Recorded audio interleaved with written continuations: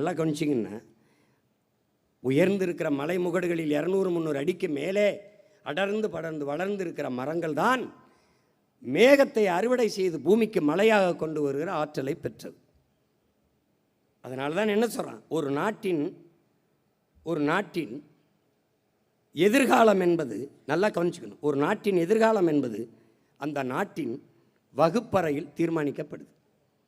ஒரு நாட்டின் நலன் என்பது அந்த நாட்டின் ஒவ்வொரு வீட்டின் சமையலறையில் தீர்மானிக்கப்படுது. ஏன்னா நோயற்ற வாழ்வே குறையற்ற செல்வம். ஒரு நாட்டின் நலன் அதான் செல்வம். அப்போ நலன் என்பது அந்த நாட்டின் ஒவ்வொரு வீட்டின் சமையலறையில் தீர்மானிக்கப்படுது. ஒரு நாட்டின் வளம் என்பது அந்த நாடு பெற்றிருக்கிற நிலத்தின் வளத்தை பொறுத்து அமைகிறது. ஒரு நாட்டின் நிலத்தின் வளம் என்பது அந்த நாடு பெறுகிற நீரின் வளத்தை பொறுத்து அமைகிறது. ஒரு நாட்டின் நீரின் வளம் என்பது அந்த நாடு பெறுகிற மழையின் வளத்தை பொறுத்து அமைகிறது.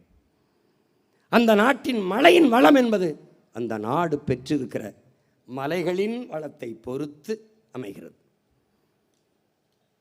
இப்போ நான் ராமநாதத்துக்காரன், எனக்கு கடல் இருக்குது. மதுரையில் கம்பம், குமிழி, தேனியில் கடல் இல்லை, ஆனால் மழைப்பொழிவு இருக்குது. காரணம் என்ன? கடல் இருந்தும் நான் மழைப்பொழிவை பெற முடியவில்லை. காரணம் மழை இல்லை.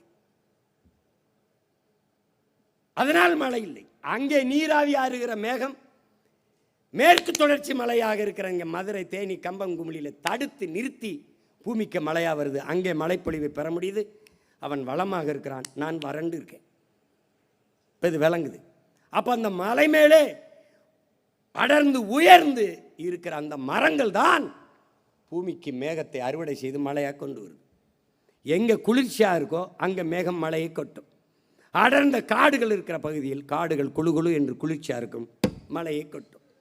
இல்லை என்றால் மேகம் திருப்பி கடலிலே போய் குளிராக இருக்கிறனால அங்கே மழையை கொட்டும். இதுதான் இயற்கை. அப்போது மழை இல்லை என்றாலும், மரம் இல்லை என்றாலும், மழை இல்லை, நீர் இல்லை, சோறு இல்லை, உயிர் இல்லை. எனவே மரம் நம் உயிர். அதை புரிஞ்சுக்கணும்.